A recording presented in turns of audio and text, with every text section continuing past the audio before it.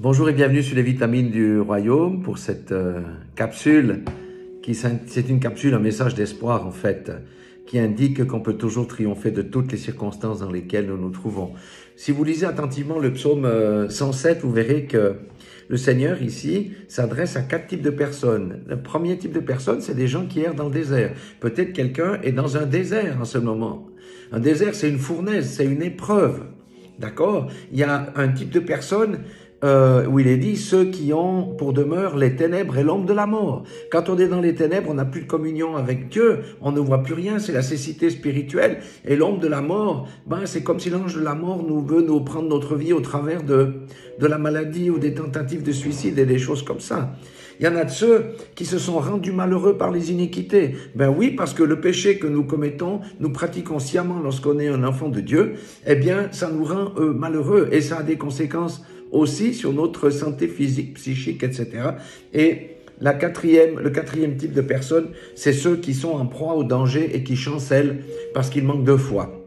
Alors, pour ces 4 types de personnes-là, ils peuvent sortir de leurs circonstances très défavorables par une seule porte, c'est la porte de la repentance. Si vous lisez, et c'est ça fabuleux parce que vous savez, Dieu ne nous juge pas aujourd'hui. Dieu veut qu'on se repente, qu'on vienne à lui et qu'il remette sa haie de protection au travers de nous, si nous sommes dans un de ces 4 cas de figure. Maintenant, je peux très bien vivre sur le chemin étroit, dans la justice de Dieu, en étant consacré à Dieu et avoir des épreuves. Parce que les épreuves sont tout à fait normales, parce que le diable combat avec férocité, même parfois, ceux qui ont la lumière. Mais nous avons une parole absolument incroyable.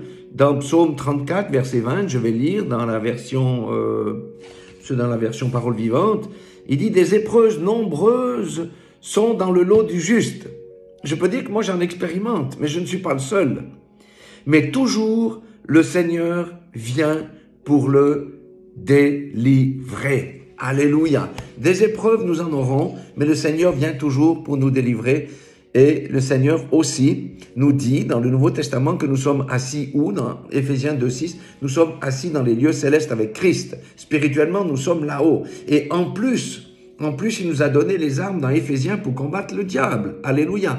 Si nous sommes en dessus du diable, pourquoi est-ce qu'on doit marcher courbé? Non, nous aurons des épreuves, mais nous avons la victoire. Alléluia.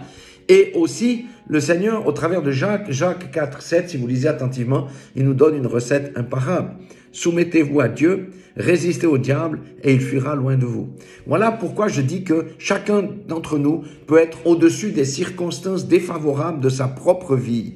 Alléluia. Méditez sur ce psaume 107. Comme j'ai dit, peut-être quelqu'un se trouve dans un des 4 figures. Là, il faut se repentir, revenir à Dieu d'un cœur sincère et changer de voie, de passer de la voie large à la voie étroite. Et si je suis un juste et puis que j'ai des épreuves, par la foi, je sais que je vais triompher de cette épreuve, quelle qu'elle soit.